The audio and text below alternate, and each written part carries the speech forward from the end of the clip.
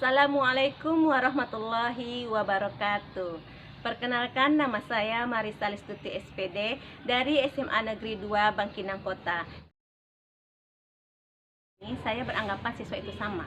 Jadi di kelas saya menyamakan anak didik saya. Jadi dalam artian dan proses pembelajaran, dalam proses penilaian gitu kan. Tapi ternyata saya merasakan perbedaan ketika hasil belajar. Jadi hanya terbatas pada ya ini hasil belajar saya, anak saya berbeda. Jadi perbedaan itu tidak sampai kepada apa sebabnya, bagaimana bisa berbeda, apa kondisinya yang membuatkan mereka berbeda. Paling hanya pada anak-anak yang di bawah KKM atau anak-anak yang minat belajarnya kurang, itu mendapatkan bimbingan khusus gitu kan. Dan yang kedua, saya beranggapan baru hanya terbatas komunikasi dan interaksi siswa itu di kelas. Jarang sekali terjadi komunikasi interaksi di luar kelas. Yang pertama itu tentunya pada mindset saya, cara pandang saya, dan cara pikir saya, emosi jiwa saya itu pengaruh sekali terhadap modul ini. Berulang-ulang saya mempelajari modulnya, apalagi video yang ada dalam LMS ini. Dan ternyata itu membuat saya lebih bahagia. Pada siswa itu merasakan inginnya lebih harmonis gitu kan, lebih mesra kepada siswa gitu. Walaupun sekarang masih daring di kotak Zoom, itu tuh berusaha untuk menyapa anak-anak dan merasakan mereka memang saya itu hadir dalam kotak Zoom itu, merasakan seolah-olah ada gitu. Nah, menyapa dengan mesra, menyapa dengan baik, kemudian berinteraksi dengan komunikasi yang baik, dan tentunya jika terjadi hal-hal yang tidak diinginkan dari murid itu pada saya, misalnya sedikitnya orang yang masuk ketika pembelajaran di Google Meet, maka ada itu yang berubah dari saya rasakan. Biasanya kan kemana nih yang lain, kok nggak ada yang masuk, kok sedikit yang masuk dalam Google Meet gitu hari ini gitu. Tapi sekarang pola kalimatnya dirubah gitu kan. Terima kasih kepada anak-anak yang telah masuk pada hari ini Google Meet sebanyak sekian orang, 23 orang gitu kan. Waktu itu 23 orang. Dan semoga di hari esok lebih baik lagi dan lebih banyak lagi yang hadir di Google Meet. Nah, ingin juga mengajarkan kepada guru lain yang ada di grup gitu kan.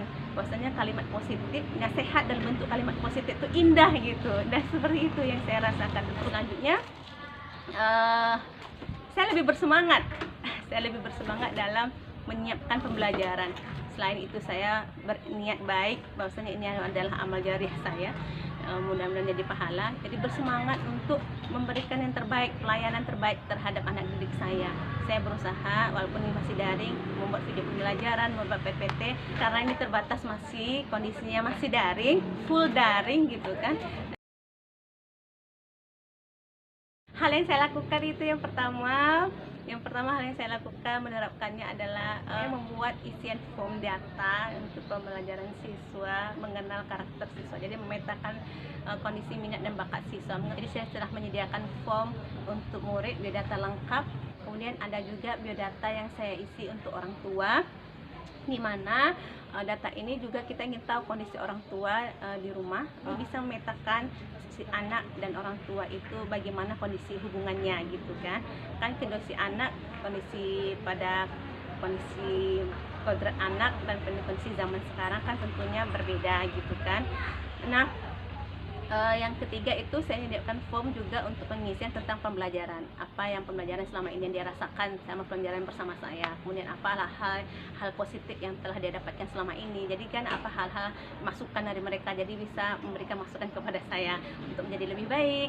Yang kedua, saya ingin pembelajaran di kelas itu menjadi menyenangkan. Jadi konsepnya yang menginginkan tidak terbatas lagi pembelajaran di dalam kelas. Jadi seringnya kemarin itu memang pelajaran kan di dalam kelas. Nah, nantinya saya berharap bisa belajar kita di berkelas seperti di saung-saung ini, atau nanti di bawah pohon rindang yang ada di sekolah, ataupun nanti di perpustakaan, ataupun kita di aula, di masjid, atau di mana saja kita nanti memberikan pembelajaran, ya kan, tergantung materi dan konsep apa yang mau disampaikan.